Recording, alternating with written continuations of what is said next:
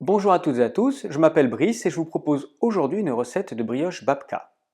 N'oubliez pas de vous abonner et d'activer la petite cloche à côté du mot abonné afin d'être prévenu à chaque nouvelle vidéo. C'est parti! Voici cette brioche babka que je vais réaliser, très jolie et surtout délicieuse. La liste des ingrédients.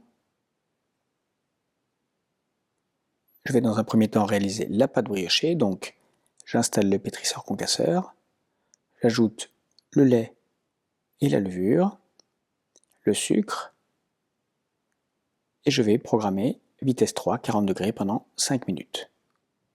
Ça va permettre d'activer la levure.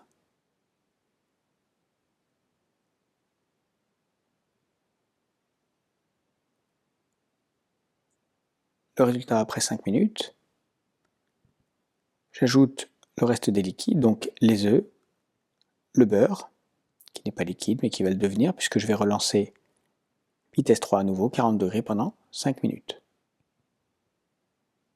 J'en profite pour mélanger le sel et la farine.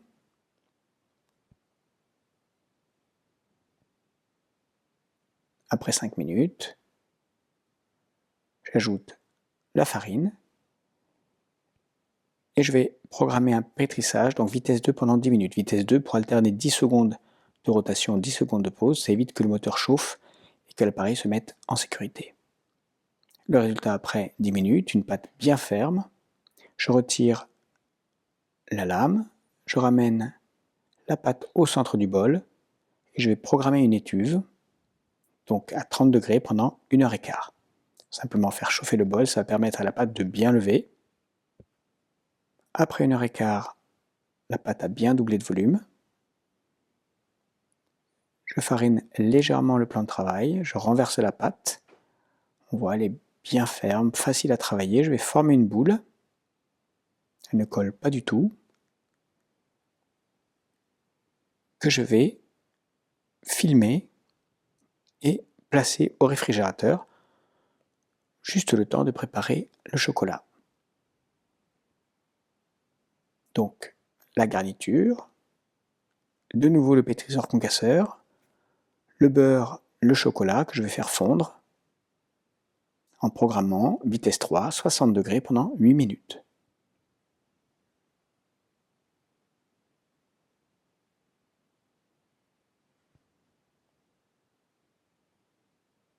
Après 8 minutes, le chocolat bien fondu, ainsi que le beurre évidemment. J'ajoute le sucre glace, le cacao, et je vais simplement mélanger vitesse 4 pendant 3 minutes. Pendant ces 3 minutes, je vais en profiter pour récupérer la pâte qui a encore un petit peu gonflé. Et je vais abaisser le pâton, donc 30 cm par 45 cm. Ces dimensions, elles correspondent à la taille du moule que je vais utiliser, qui fait 20 cm à peu près de long et 10 cm de large. Donc le principe, c'est de faire une abaisse qui représente en largeur 3 fois la largeur du moule, et puis en longueur à peu près 2 fois la longueur du moule. Donc, comme on le voit, elle est vraiment super facile à travailler.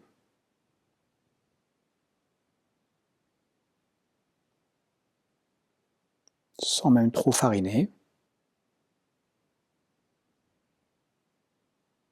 Et elle ne colle pas du tout.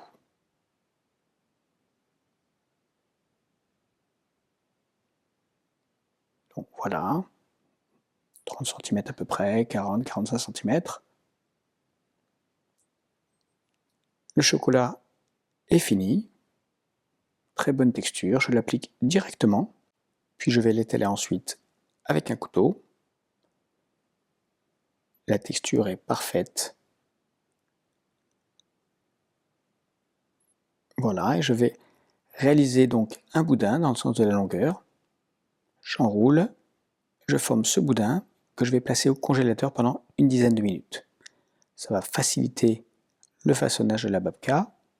Donc après 10 minutes, je vais couper le boudin dans le sens de la longueur. Je laisse un côté intact, qui n'est pas découpé. Donc je sépare en deux, un petit peu de pâte à coller, rien de grave.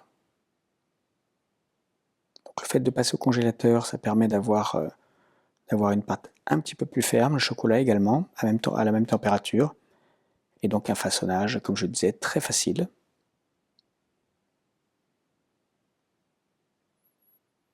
Voilà, je coupe un côté pour que ça rentre facilement.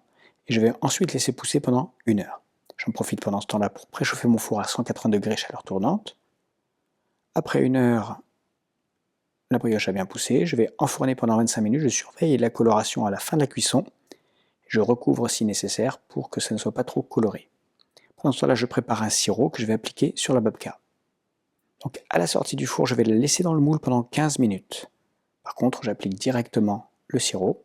Après 15 minutes, je démoule et voici le résultat de cette babka magnifique et surtout délicieuse. Voilà, cette recette est terminée, j'espère qu'elle vous a plu. N'hésitez pas à laisser un petit pouce bleu, ça fait toujours très plaisir. N'oubliez pas de vous abonner si ce n'est pas encore fait et d'activer la petite cloche à côté du mot abonner afin d'être prévenu à chaque nouvelle vidéo. A bientôt!